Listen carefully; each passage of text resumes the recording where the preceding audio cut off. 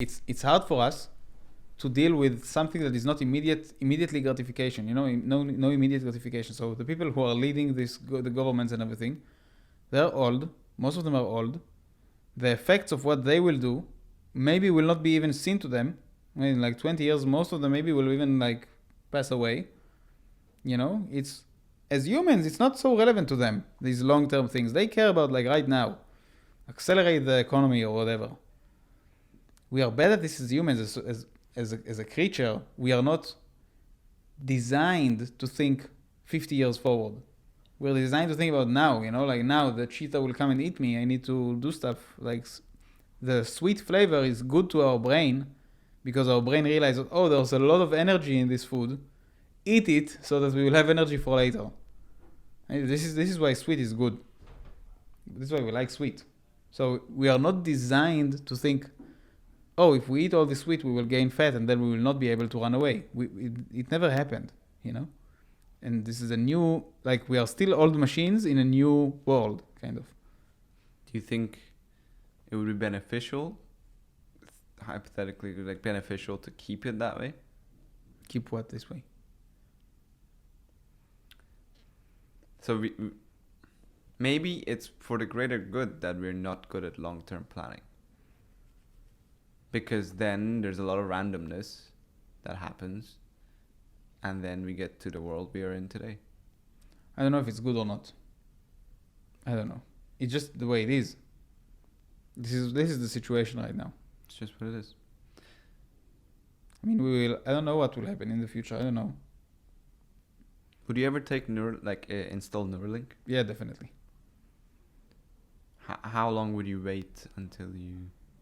I mean, it depends. Like if it comes from a place like OpenAI, easy. Sign me up for the experiment. Well, it's going to be by Neuralink. Assuming that Elon is still alive and still running the company. I'm taking it. Like, if it comes from a government, I will never take it. No. If it comes from a private company, I will take it. But how do you know that, like, right now, Facebook, Twitter, Google are not already having deals with governments, sharing data with governments? I don't know. I would say I'm willing to bet with a 90% probability that they're having deals with governments, they're sharing stuff with governments, they're working for governments, they're applying the will of governments in exchange for political favorability. Maybe they do. Maybe they do. I would like to believe that they don't.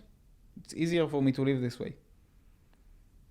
I mean, we make a lot of like assumptions in life, and like we make a lot of like, we reduce things down because we can't handle all this information in our brain.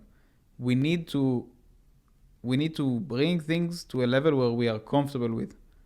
So to me, Jonathan, it's easier, and I would like to just believe that it's not happening and that I can trust them.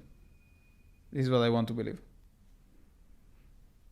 So if they release something like that, like a Neuralink, if I could have my brain connected to Wikipedia, I would jump on that offer.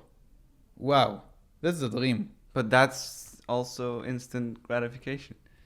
That's also you're not seeing the potential dangers coming. I'm not either. I'm not. I would love to take it. The only reason I'm even a little bit hesitant is because my dad made me promise him that I will be the last person to take it. The Neuralink thingy. That opened my eye to the dangers. But otherwise, I was so excited about it when I heard about it first. I was like researching it 24/7, like any bit of information that I could find about brain-computer interfaces. I fucking devoured it. I love the concept. I love that someone is doing it that is not the Chinese government or the Iranian government. It's like Elon Musk or even the American government. It's like a private individual who has a track record of doing good things. But I'm fucking scared, man.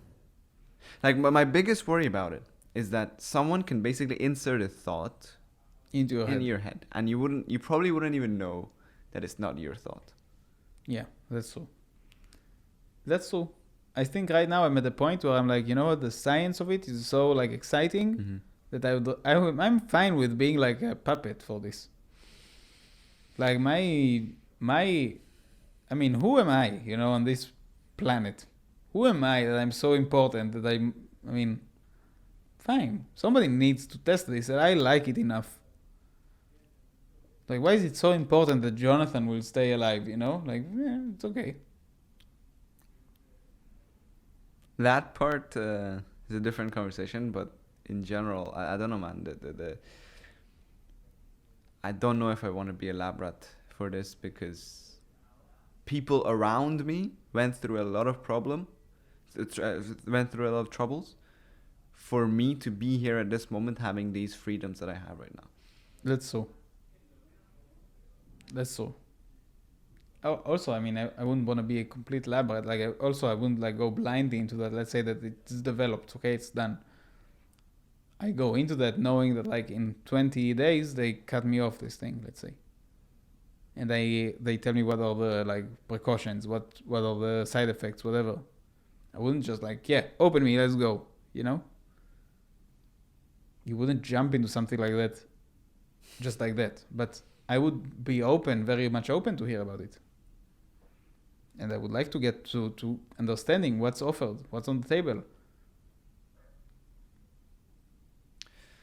What a crazy world we're entering. Yeah. I mean, I don't know how much time will it take before it's actually a thing. Also, coming from the tech world, there are so many things to think about. It's not like a USB stick, What exactly is going on what's the interface between this computer and machine and brain? How do you interface between these things? It's not like the brain has some API, Like you send like, oh, please do this. It doesn't work like this. Well, the brain has APIs within the body, but not. Yeah. So we're just trying to extend that API to this. That's fucking cool.